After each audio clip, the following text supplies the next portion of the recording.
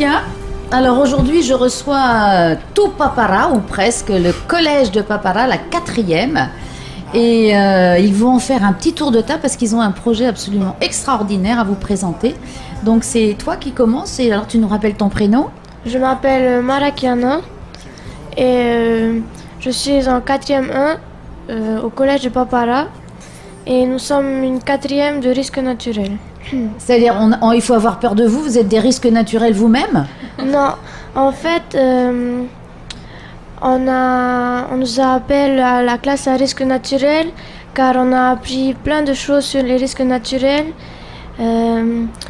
au tsunami et aux éruptions volcaniques en passant par les cyclones, mais aussi les prévisions qui sont faites avec les cartes et les images satellites et les moyens de prévention et d'évacuation en cas de risque. Vous avez fait un sacré programme alors. Depuis cette année, ou ça a commencé l'année d'avant? Non, en fait, on a proposé notre candidature en fin de 6e et les professeurs nous ont choisi différents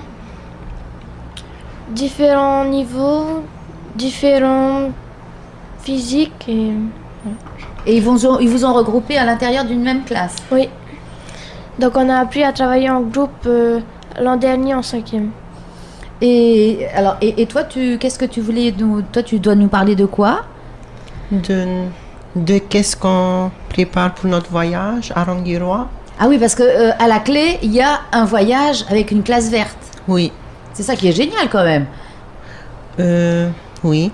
Nous partons à Rangiroa pour découvrir qu'est-ce qu'un atoll, comment on peut vivre sans rivière, sans montagne et sans apu, et qu'est-ce qu'ils doivent faire en cas de risque naturel comme le tsunami, et comment peuvent-ils se protéger contre le tsunami.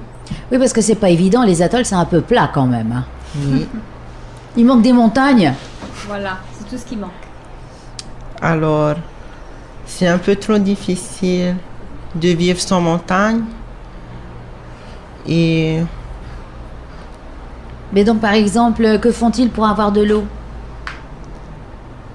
Ils sont obligés de convertir la mer en de l'eau douce. Oui, quand ils ont des retraiteurs, sinon ils récupèrent l'eau de pluie dans des citernes. Oui. Souvent, voilà. Et donc vous allez aller à Rangiroa. Oui. Et vous allez rencontrer des enfants là-bas? Oui. Alors quelqu'un peut-être va m'en parler? Ben oui, nous allons Alors, aller. toi, tu t'appelles comment? Je m'appelle Keanu. Et oui, nous allons aller à Rangiroa parler de nos projets avec des enfants du collège. En fait, nous avons déjà fait des préventions dans notre école et avec des primaires, des élèves des primaires. Ça a été facile puisque nous les avons fait jouer à des jeux, ce qui a sensibilisé la compréhension. Et nous avons même appris à des 3e. Ils ont été choqués parce que c'était des 5e qui les apprenaient des choses. C'est toujours bien ça. Ça montre que même petit, on peut savoir plein de choses. Oui. Et là, vous allez faire quoi? Apprendre quoi aux élèves de Rangiroa? Nous allons les apprendre qu'est-ce qu'un tsunami, comment il se forme, ou bien peut-être si on trouve une solution, les expliquer comment ils peuvent évacuer s'il y a un tsunami. Oui, en général, il y a quand même des lieux qui sont sécurisés. Oui. Ah, ils font des exercices, peut-être. Peut-être, oui. Oui, pour pas se sauver, pas aller se baigner côté océan quand on prévoit un tsunami, peut-être. C'est pas une très bonne idée. Ni aller surfer. Et toi, qu'est-ce que tu... Alors, oui, voilà, c'est bien. Ah, ils ont tout compris, ils sont bons, là. Première radio, ils sont déjà très forts. Tu t'appelles comment? Je m'appelle Kawali. Je suis de la classe de 4e 1 du collège de Papara. Et je vais parler de la COP 21 qui va se passer à Paris. C'est l'occasion de parler de l'amélioration de notre planète et pour de parler aussi de l'écologie et Des risques qu'ont par exemple les pays qui habitent, les pays qui sont dans l'océan, avec le réchauffement climatique. ouais. Là, Parce qu'il va y avoir donc cette COP 21, c'est une grande réunion de tous les pays de la planète, un petit peu. oui. Et donc vous apportez un petit peu de votre petite pierre à l'édifice à votre niveau au collège alors.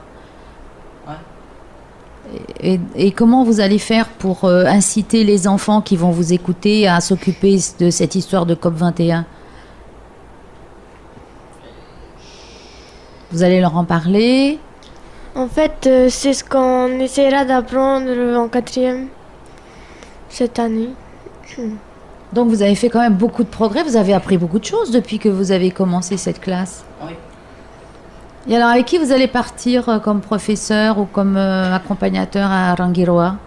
Avec notre professeur principal, Madame Lambert de Wendy, qui est juste là à côté, et Monsieur Yuan, qui est professeur d'histoire, qui est notre professeur d'histoire. Et nous remercions aussi notre partenaire, RTT. Ah, parce que vous n'y allez pas en pirogue?